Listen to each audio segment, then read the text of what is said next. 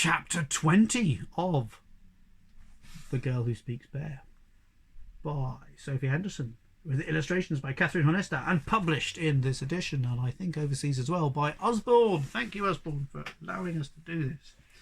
We will take them down when lockdown finishes. Chapter 20, The White Wolf. A white wolf steps out from behind a tree and flashes his teeth. He's not as big as Ivan, but he's more muscular. There's a coldness in his blue eyes that chills the air. You smell weak, like prey. He licks his fangs and prowls forwards. I'm not weak! I roar as loud as I can, and I roar onto my back legs, but I wobble and I stumble backwards. The white wolf wastes no time. He leaps, lunging for my neck with open jaws. I try to block him, but he slams into me with such force that I fall to the ground and his teeth sink into my shoulder. More wolves dart from the shadows and bite at my legs and my side. The pain unleashes a great rush of anger. I roll over and swipe at the wolves with my claws. Yelps and snarls split the air, and I press my ears tight against my head to muffle the sounds. I struggle to my feet. Two of the wolves release their grip, only to jump straight back up and bite a different part of me, and the white wolf's teeth hold firm. He whips his head back and forth, tearing at my flesh, and I roar until my throat is sore, but his teeth only dig in deeper. Dark spots cloud my vision, and I gasp for air. Jaws climb onto my neck, my back, my legs. Scores of teeth pierce my skin. Blood pounds inside my skull, and I sink to the floor, overwhelmed by the weight and the power of the wolf pack. Pain jolts through me, and my shoulder, still stuck in the jaws of the white wolf, throbs endlessly. With all my strength I try to stand, but I'm trapped beneath the snarling, writhing wolves. I try to roar, but nothing more than a weak groan trembles from my lips, and my heart slows to a dull thud.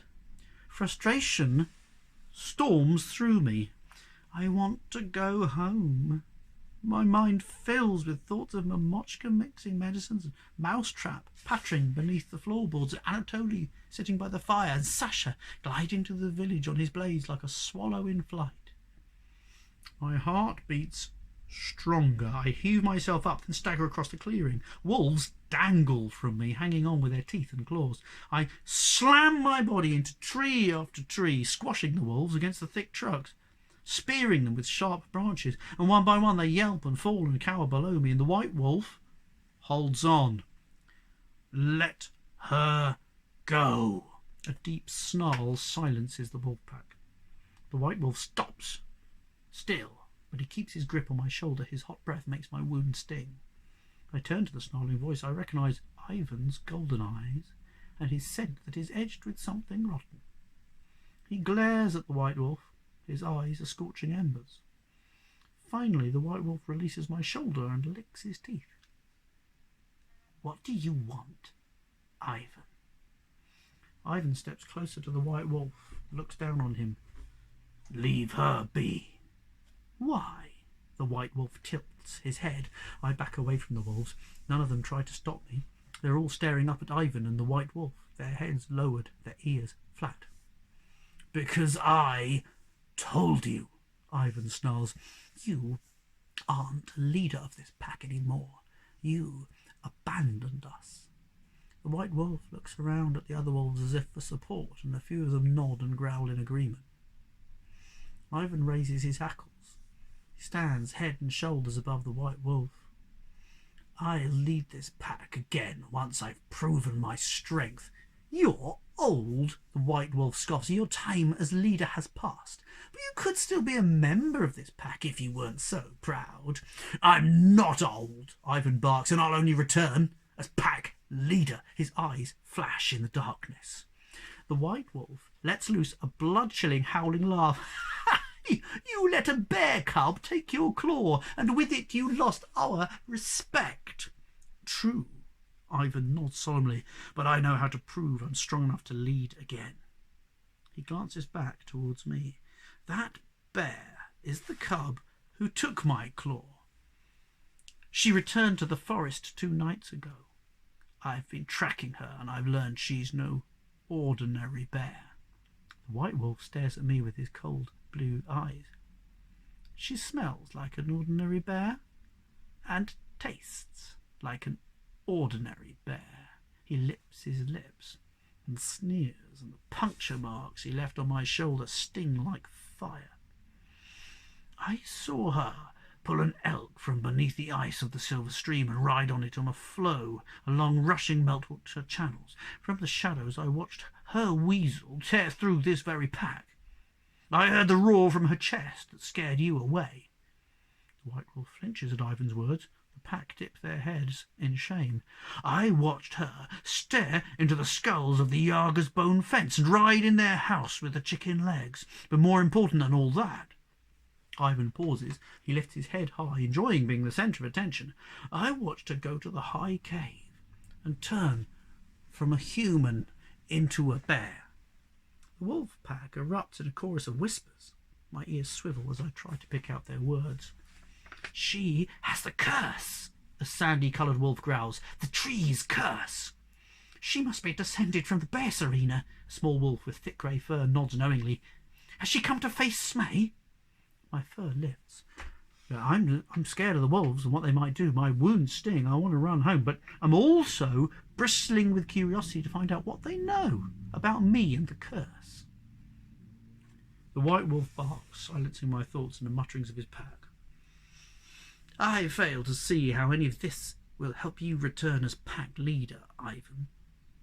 Ivan grins, exposing his long white fangs.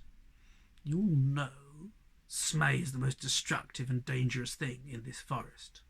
The wolf pack snarls and growls in agreement. He makes the northeast uninhabitable, an angry black wolf barks. He poisons the air with his sulphurous breath and heats soil into bubbling mud, the sandy wolf grumbles. And he melts rocks into blazing lava, the small grey wolf adds. He sends fires through the forest, burning our trees and charring our dens, the sandy wolf complains. He covers our trails with his stinking ash, the black wolf scowls. Because of his fires, our prey flees the forest and we go hungry for months on end, the small grey wolf growls. The time has come to defeat him. Ivan's voice rises above the rumblings of the pack. This bear returning to the forest is a sign. I'll go with her to break her curse. We'll defeat Smay together. This will prove my strength. When I return, I will be leader. My ears lift at the mention of breaking my curse. I don't understand what Smay has to do with it, but breaking the curse would mean becoming human again. Completely human.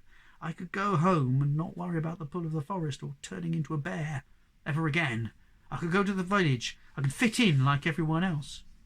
Smay can't be defeated, the white wolf snorts. And wolves do not fight with bears. You've lost your mind, old Ivan. Ivan's eyes burn with determination. We will fight Smay. We will triumph, and then I will return as pack leader.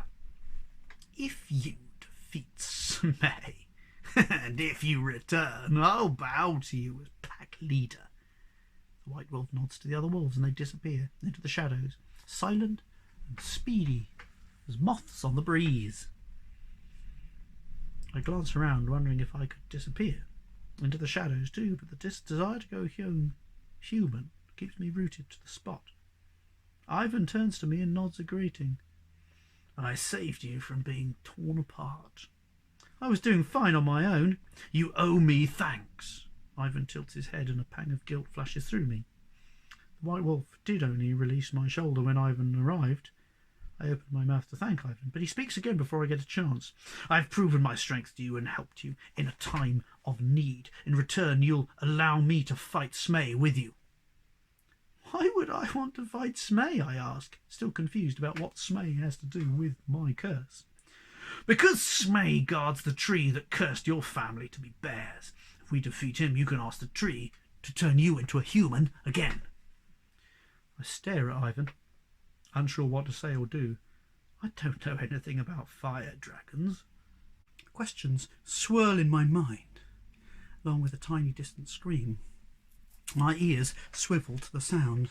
A familiar squeal rises into a screech, and Blackiston, the fish owl, swoops through the trees with Mousetrap riding on his back. Blackiston circles around the clearing, Mousetrap whooping and yelling, his teeth flashing like tiny stars. Then Blackiston lands on a branch and Mousetrap glares down at me. "Where is my human girl, and why do you have her necklace?" he demands. For the first time since I changed into a bear, I feel something nestled in the fur at the base of my neck. I lower my chin and make out the ice blue arrowhead glinting through the darkness. It's me, Yanka. I look up at Mousetrap, hoping he'll believe me. "I turned into a bear."